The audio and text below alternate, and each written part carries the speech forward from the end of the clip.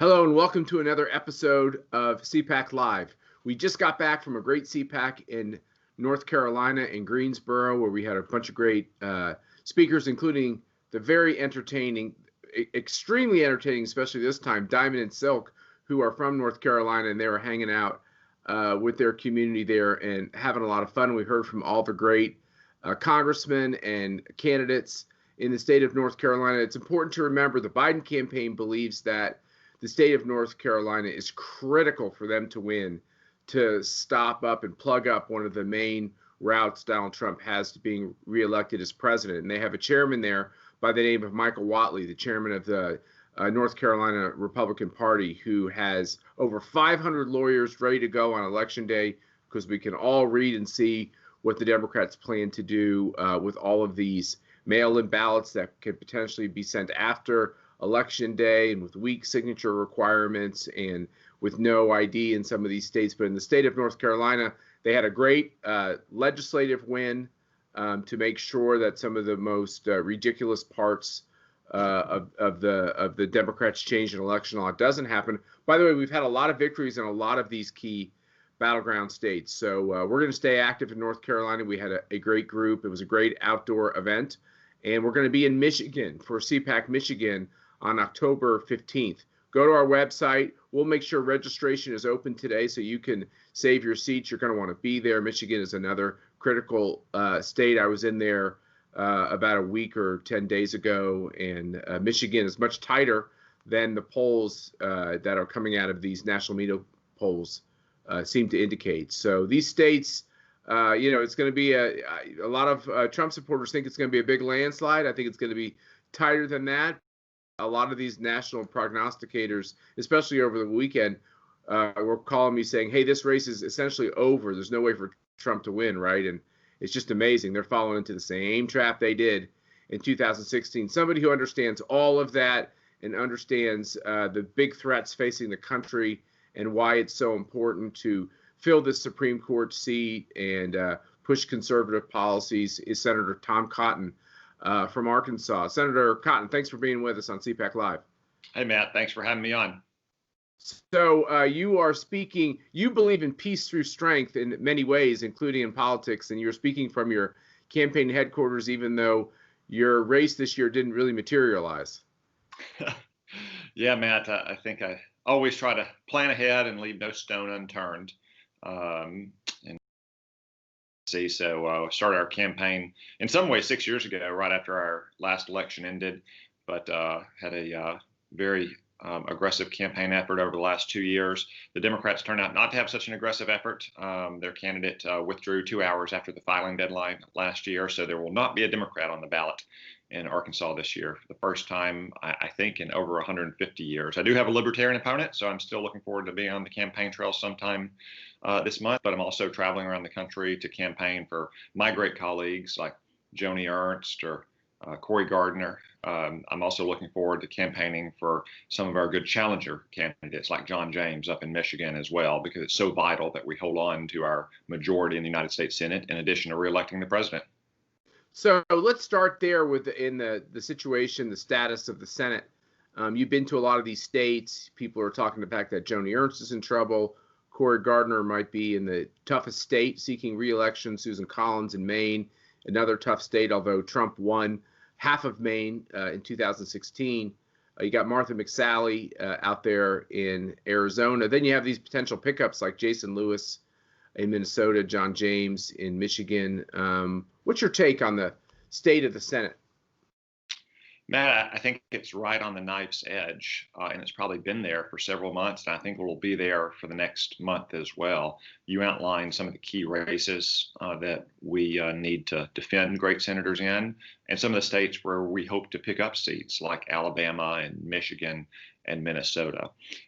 As more voters, though, begin to focus on what unfettered Democratic control would mean, if they are thinking about electing Joe Biden and Democrats to the Senate, though, I think they'll begin to pull the lever for Republicans, for the president and for Republican senators. Just look at the radical agenda that Joe Biden and the Senate Democrats have proposed. Not only higher taxes, not only taking away health insurance on the job, not only kowtowing to China, but truly radical changes in the structure of American government. There's a reason why Joe Biden and the Senate Democrats won't answer the question whether they would pack the Supreme Court next year. And that's because they want to pack the Supreme Court.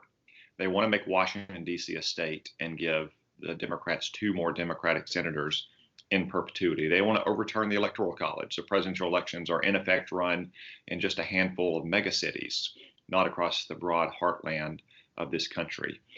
So as more voters begin to focus on just how radical the Democrats' agenda has become over the last 4 years, I think that we'll not only win back the White House, but I think we'll hold on to our Senate majority as well.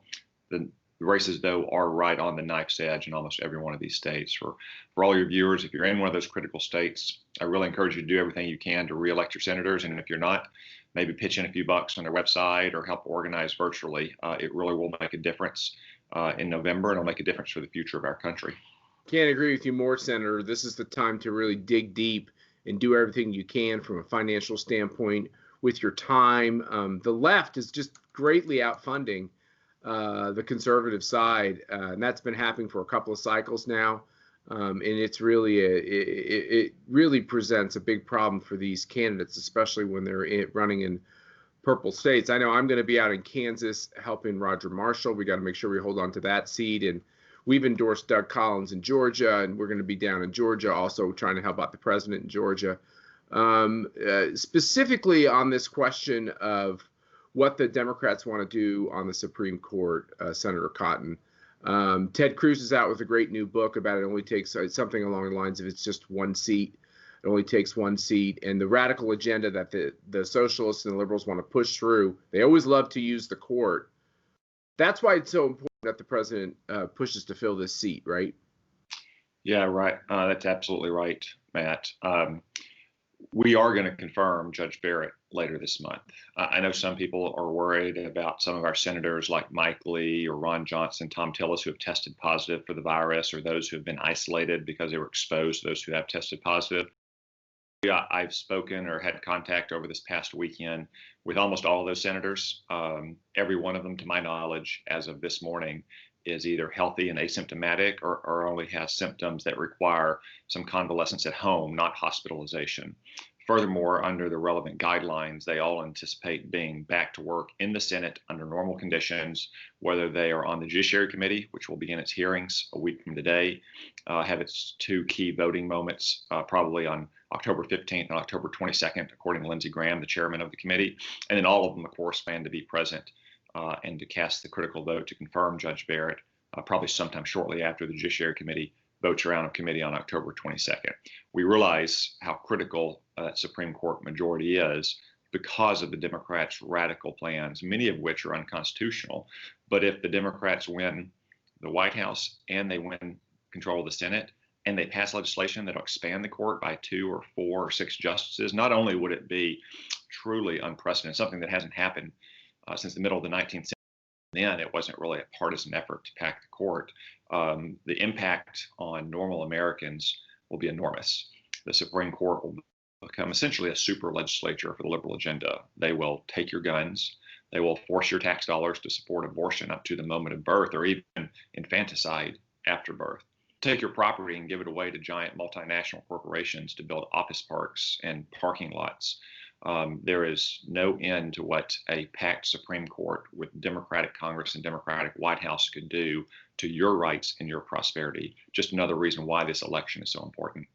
So there you are, you're a senator. One of your major jobs constitutionally is to look at these nominees that a president makes for the Supreme Court. The president of the United States, Donald Trump, put out this list, which was really controversial, creative. He's added to that list. Doesn't it take away the Democrats' argument that, well, this name, they need lots of time to consider who the person is. The name has just been announced. They have to take months to do a background check. They've essentially known that Amy Coney Barrett could be picked for the Supreme Court for 4 years now, really even more than that, longer than that. Does that take that argument away, and does that help you move with dispatch to get the seat filled? Yeah, as well as someone who was recently added to the president's list. Right. As much a surprise to me as it was to all of you. I'd say that I don't know if the Democrats would vote 47 Democrats against me because they know where I stand, or 47 votes for me, so I'm not in their hair in the United States Senate anymore. That's right. But your point about Judge Barrett is particularly apt. We just went through this whole process, Matt, 3 years ago. We confirmed her to the Court of Appeals fewer than 3 years ago. So really the only thing that's changed in those 3 years is her published opinions. And she has fewer than 100 published opinions. I've reviewed them all. It took a couple days, and those were normal working days when I had other activities. Most of them are short and unanimous and non-controversial, but they do reflect exactly what we expected from Judge Barrett at the time, that she would be a constitutionalist judge who would apply the law, whether it's the Constitution or other laws, as those laws are written, not as she might wish they were written in accordance with her own preferences. So of all the judges the president may have nominated to the Supreme Court, Judge Barrett is the one who was most recently scrutinized in a very searching committee hearing and who has the least reason to be delayed to any degree. That's one reason why it should be relatively easy to move forward with her nomination hearing next month. Any one of those judges or any senator can have already reviewed her opinions. The FBI background check is already done. Again, it was done just 3 years ago. So it's not like there's much to update. I don't think she's engaged in complex financial deals over the last 3 years or traveled overseas dealing with shady associates or anything. We did all this 3 years ago. Right. So that's one reason why we're able to move promptly. And as I said, I expect we'll confirm her later this month.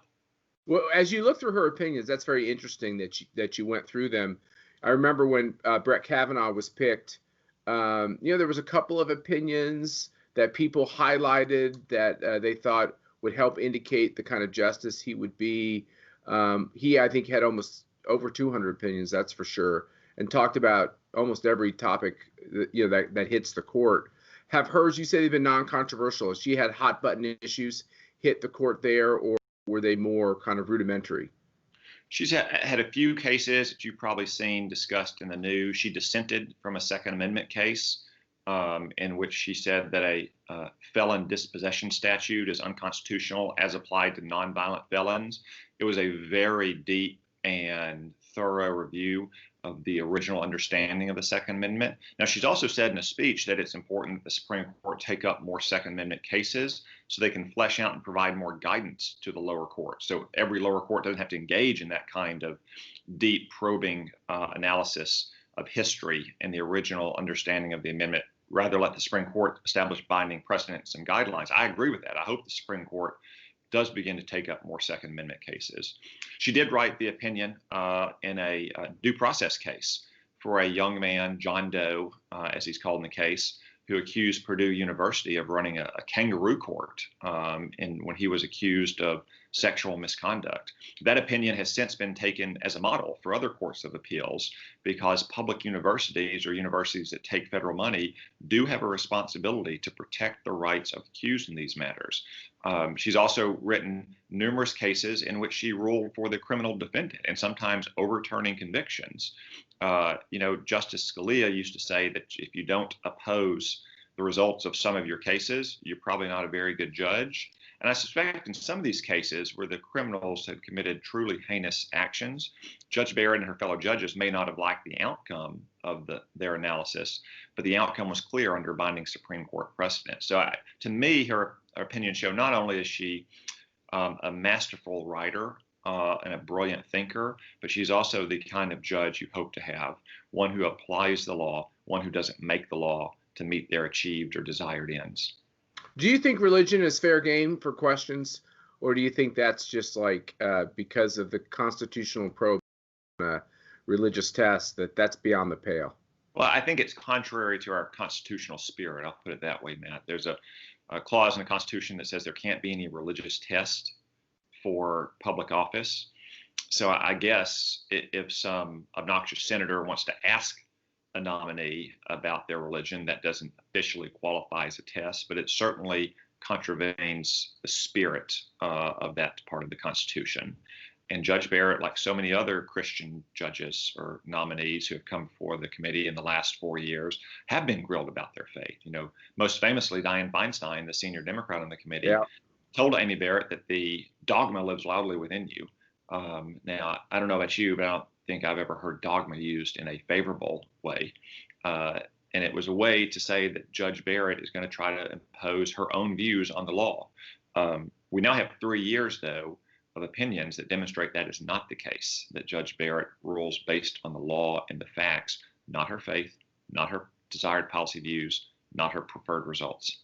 Yeah, I mean, basically, if you read the Constitution, it really doesn't matter how you practice on Saturday, Sunday, or if you practice at all, you just read the words. You just need a really good dictionary, right, Senator? Good dictionary, a little bit of history, and some common sense a long way in these things. That's right. Let's go to China. So much is happening over the course of the last 4 years as our country under Donald Trump and leaders like you have changed this approach on how we should deal with China. Give our listeners and viewers an update of the state of play with the CCP and the Chinese Communist government in Beijing. Well, we made great strides over the last 4 years of fighting back against the Chinese Communist Party on every front. Unfortunately, for decades, it was a policy of both parties to appease and accommodate the Chinese Communist Party, as evidenced by no one more than Joe Biden. I mean, Joe Biden used to say that we should celebrate China's rise. I mean, think about that. A country that has the obvious and announced intent to replace us as the world's dominant power. Joe Biden wanted to celebrate their rise. Just in the middle of this campaign last year, he said that China is not our competitors and that they're good folks. I mean, think about that, saying that the communist leaders in Beijing, who are destroying churches, who are suppressing religious minorities, who are forcing those women and those minorities into abortions and sterilizations, who just cracked down on Hong Kong, violation of every international commitment they made when they regained sovereignty over Hong Kong, that they're good folks. It goes to show what will happen if Joe Biden wins this election. We will go back to the world in which we continue to appease China. We let them take our jobs and our factories. We let them steal our intellectual property. We let them essentially bribe major American institutions by setting up institutes on our college campuses or conditioning access for big Hollywood movies into the Chinese market by there not being a Chinese villain, running propaganda ads in the New York Times and the Washington Post. Or we can continue to build on the successes of the last 4 years of standing up to China, making it clear that we won't tolerate their aggressive actions against us and that we will hold them accountable for things like, unleashing a plague on the world for the first time in 100 years. Yeah, no question about it. It does seem like there's a coziness with studios, with our sports franchises, with too many folks looking the other way for human rights abuses there, while they constantly harp and criticize America. That's the thing I can't ever understand. It's like, okay, if you're going to run down America, you have the First Amendment right to do that. But I mean, at the same time, you're blowing kisses towards this, the single most cleared violator of human rights on the globe, the Chinese Communist government. I think maybe the best, or perhaps the worst, I should put it, the worst example of that is what happened with Disney recently. Disney once threatened to boycott filmmaking in the state of Georgia because Georgia passed pro-life laws to defend the lives of unborn children. And in their recent hit, Mulan, they thanked the Chinese Communist Security Services in Xinjiang province, where some of the worst repression is happening. Right. Basically, gulags are being run for minorities in Xinjiang province. So you have one of America's major movie studios threatening to boycott an American state because they want to protect unborn children, while thanking and celebrating the Chinese Communist Party's secret police. And I'll remind everybody that when Walt Disney was alive, he was honored by an American president, Lyndon Baines Johnson, and he showed up for the event with his Barry Goldwater button inside his lapel. So it's always interesting to see these great American entrepreneurs create these great companies, and then you fast forward after they're long gone, and they seem to get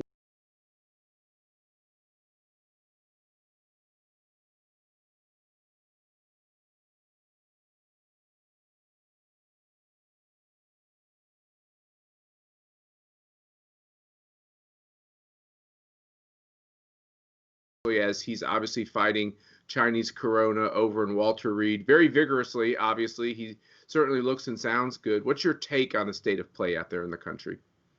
Well, first, I just want to say send my best wishes to the president, the first lady, and every American who's been affected by this virus, whether they've lost a loved one or fallen ill or lost a job. Let's always remember the responsible party here for this virus, and everything it's done to the American people, to include to our president now, started with the Chinese Communist Party. They're responsible. As we round into the last month of this campaign, I think Donald Trump obviously is running close with Joe Biden. There's some critical states out there.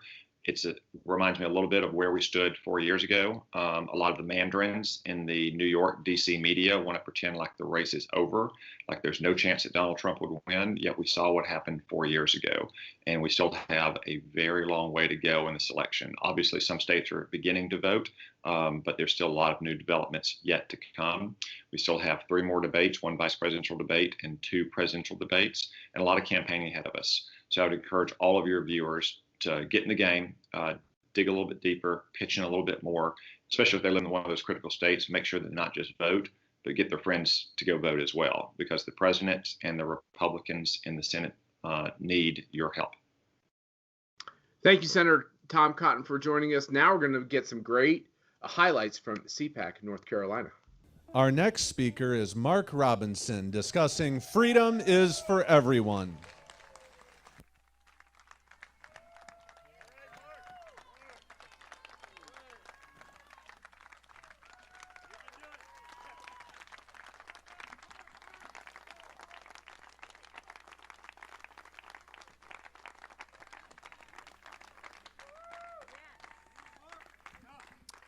Well, thank you very much, guys. Very first thing we're going to do is always give thanks to our Lord and Savior, Jesus Christ.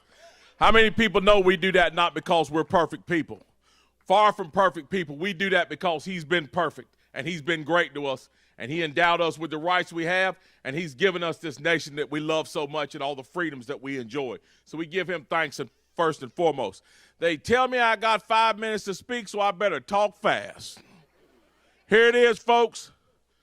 Not sure what they told you I was going to discuss, but here's what I'm going to tell you. This November, you have a choice between 2 things.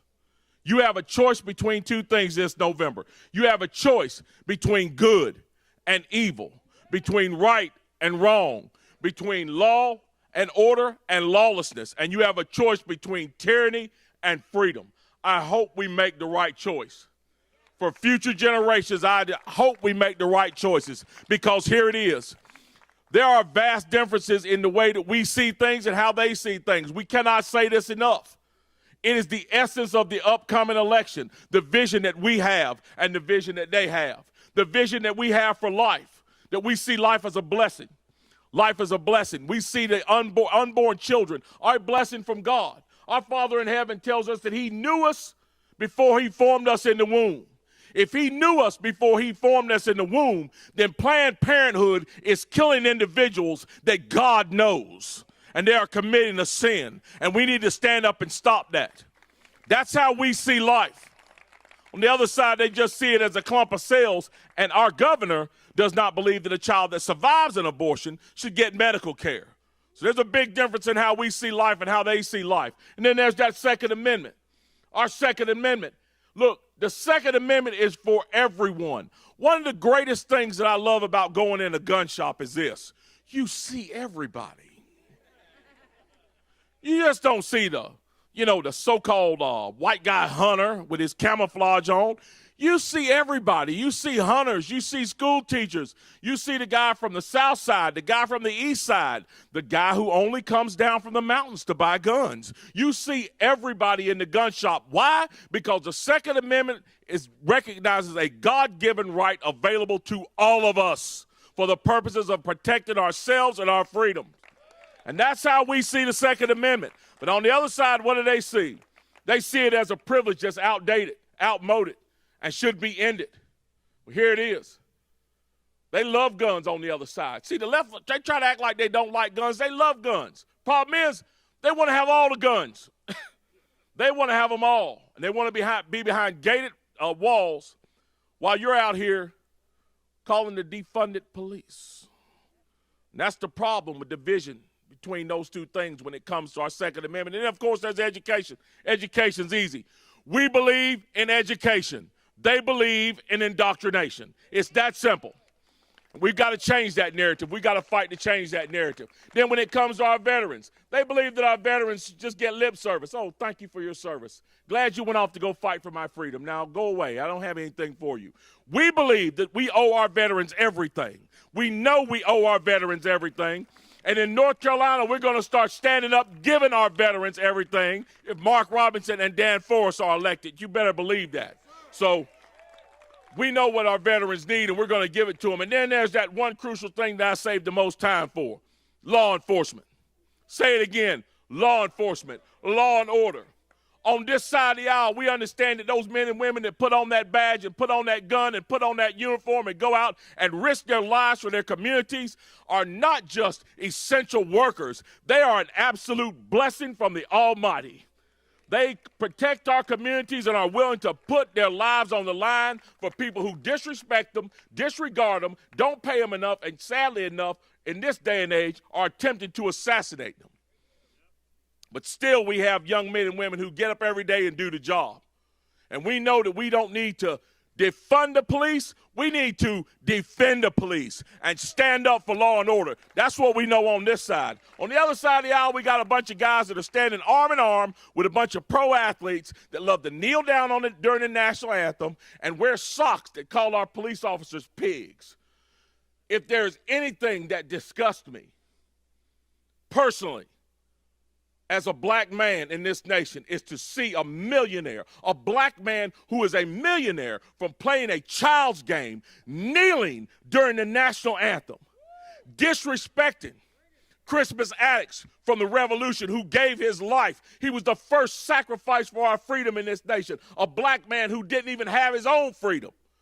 That's what that flag represents. It represents Crispus Attucks. It represents the 54th Massachusetts that charged up the hill at Fort Wagner, fighting for a freedom that black folks did not yet have in this nation, carrying that flag. It represents the Tuskegee Airmen and the Red Ball Express in World War II that was fighting tyranny in Europe and facing racism at home, but still carried that flag. It represents all of the soldiers who fought in Korea and Vietnam. It represents those folks who were on the Edmund Pettus Bridge fighting for justice in the streets.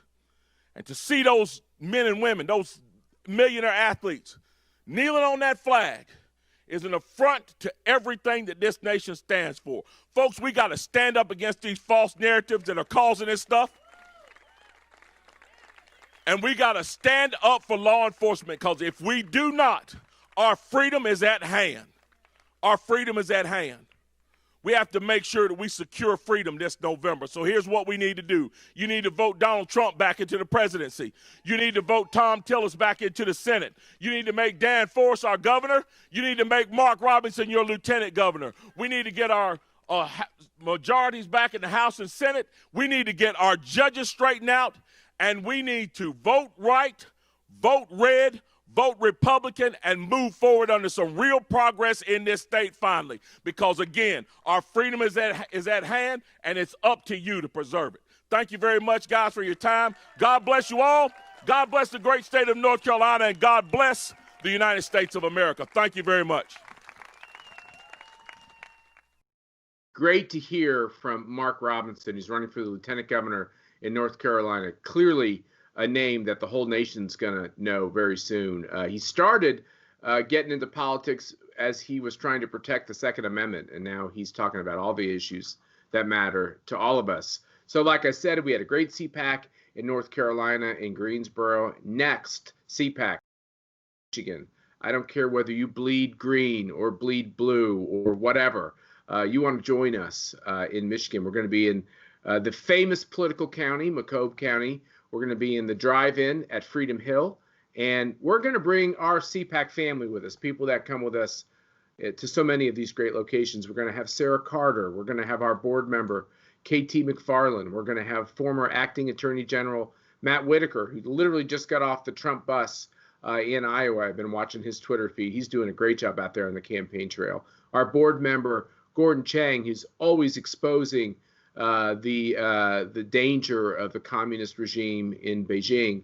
Wayne Dupree, a great friend of CPAC. Scott Pressler, who I just saw, I gave a speech at a Republican party event at the fall dinner in Harrisburg, Pennsylvania, and Scott was there working it. Someone who is trying to encourage voters who don't normally vote Republican to join the Republican and the conservative cause. And the great Maj Touré, who will be joining us and talking about what's happening with all the violent protests and the riots and why the policies of the Marxists and the socialists will not make things better for people of color and all Americans.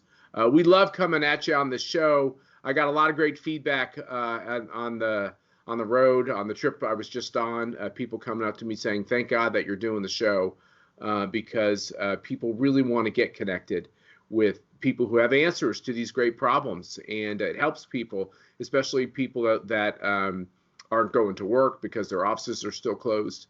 And I just hate to end the show to see Mayor de Blasio coming out again and calling for a shutdown of schools in New York City. After talking to so many additional parents, it's really important for these kids to get to school, obviously in a safe way, and parents should have the choice to go online, but kids who want to be back in school should be allowed to be back in school, and people who want to be in church should be allowed to be back in church. When we go through these times, we need church more than ever, and it's really wrong to be shutting these churches down. And finally, of course, we need to pray for everybody who's been affected by Chinese corona. We need to pray for our president, our first lady, Senator Mike Lee, Senator Tom Tillis, and all the other folks who have tested positive and have this virus. Conservatives and Republicans take this virus just as seriously as Democrats and liberals. We just want to make sure that we don't stop living our lives when it affects us. And when it affects our loved ones, we're just as concerned.